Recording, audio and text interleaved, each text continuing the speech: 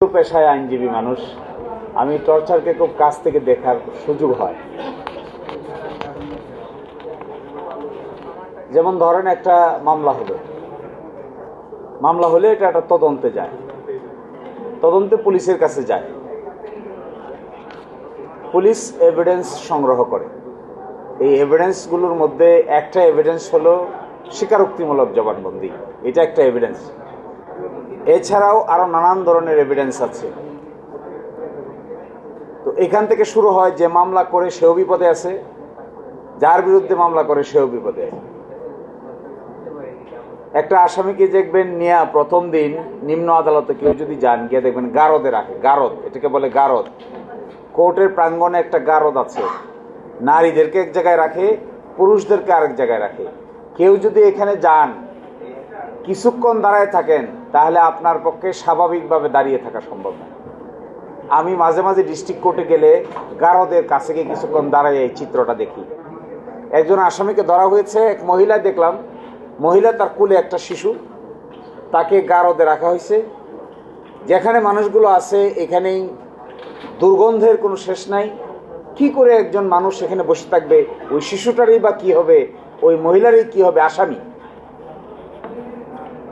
এবং প্রকাশ্যে তাও দেখে আসলাম, গারদের আশেপাশে প্রকাশ্যে ড্রাগ ডিলিং হচ্ছে। গারদের ভিতরে আসামি একজন আরেকজনের কাছে ওই ড্রাগ আইটেম হ্যান্ড ওভার করতেছে। আবার মামলা করবেন, আপনি যদি সেই রকম আসামির পাল্লায় পড়েন, তাহলে মামলা করেও আপনার বিপদ হবে। এক মামলা এখন হাইকোর্টে করতেছি, এটার নাম ভুতুরে মামলা। লোক একজন আসামি, একটা বেল করাই তো আরেকটা মামলা হয়, আরেকটা বেল করি তো আরেকটা মামলা হয়, আরেকটা বেল করিতে আরেকটা মামলা হয়। 61টা মামলায় বেল করেছি, 61। এখন শুনতেছি 62তম মামলায় সে আসামি হইতে যাচ্ছে। আচ্ছা বলেন তো দেখি, লোকরে জিজ্ঞাসা করলাম কি হয়েছে, এটা কে করে মামলা? কয় স্যার আমি করে চিনি না। তা আপনি যে আসামি? কয় স্যার আমি বাদীরেও চিনি না, সাক্ষীও চিনি না। সকল মামলার বিষয়বস্তু কি জানেন? সব মামলার বিষয়বস্তু হলো মানব পাচার। বলছে আপনি যেহেতু মানব পাচার করেন, কয় স্যার আমি তো জেলে, তো মানব পাচার হয় কি করে? মানব পাচার হইতেছে। প্রথম মানব পাচার হয়েছে নারায়ণগঞ্জ, পরে মানব পাচার হয়েছে ব্রাহ্মণবাড়িয়া, পরে মানব পাচার সাতক্ষীরা, পরে সর্বশেষ শুনছি মানব পাচার হয়েছে কক্সবাজার। আপনি কি করেন? কয় স্যার আমি লবণের ব্যবসা করি। তাইলে এই হালত যে ওইটা আল্লাহ জবাব দিতে পারে। নিম্ন আদালতে সাজা হয়ে গেছে। এটা একটা মৃত্যুদণ্ড। আপনারা জানলে অবাক হবেন, হাইকোর্টে এখন 1236টা মৃত্যুদণ্ডের মামলা পেন্ডিং আছে। 1236টা। হাইকোর্টের মাননীয় যত বিচারক বৃন্দ আছেন সকলে মিলে সপ্তাহে 7 দিন 24/7 যদি কাজ করেন, তবুও আগামী 10 বছরে এই মামলা নিষ্পত্তি করা সম্ভব নয়। তার মানে কি এই ইনস্টিটিউশনটাকে ওয়ার্কেবল না? It's not workable. ঘুরতেছি, রামিসা তো বিশেষ ভাগ্য নিয়ে জন্ম নিছে, কারণ সে ভাইরাল হয়ে গেছে। যে ভাইরাল হয় নাই তার কি?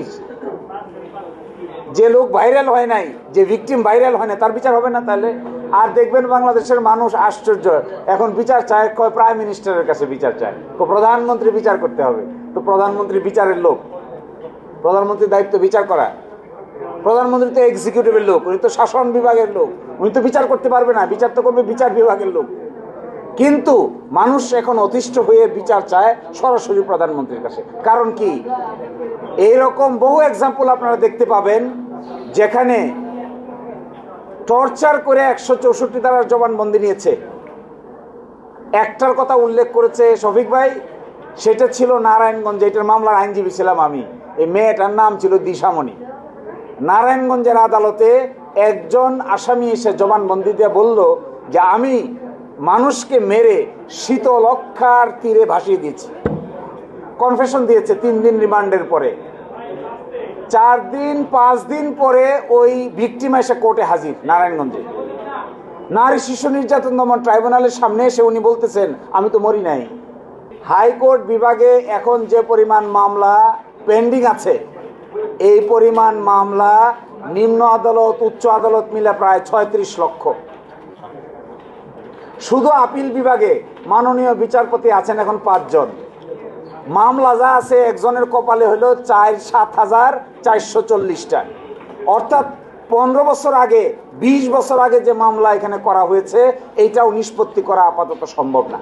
কারণ কি? সিস্টেম নাই, চেঞ্জ হয় নাই। রেভলিউশনের পরে এগুলো চেঞ্জ হওয়ার কথা ছিল, এগুলি সংস্কার হওয়ার কথা ছিল। পুলিশের কাছে আপনি যাবেন তো মামলা